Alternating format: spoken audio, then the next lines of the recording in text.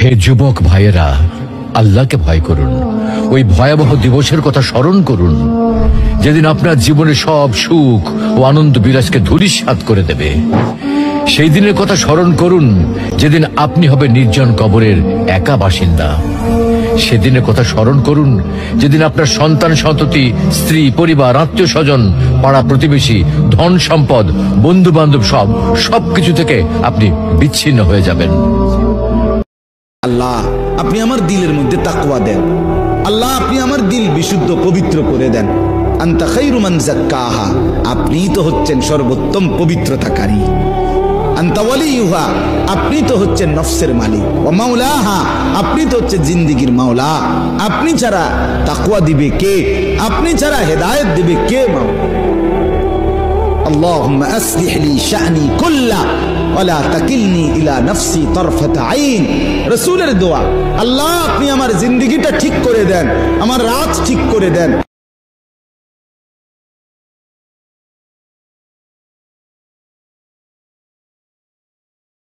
আমার পক্ষ থেকে একটা রিকোয়েস্ট, আমরা তো আর ফিলিস্তিন যাইতে পারবো না।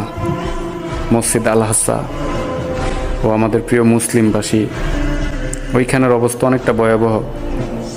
তো সবাই তাদের জন্য একটু দোয়া করবেন, আল্লাহ পাক যেন তাদেরকে একটু হেফাজতে রাখে। আমিন।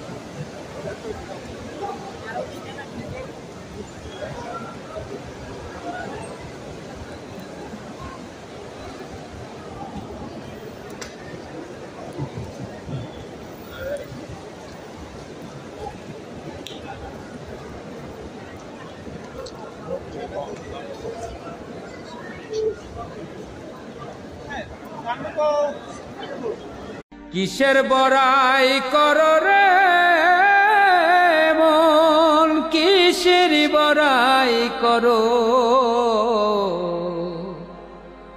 হাওয়ার গাড়ি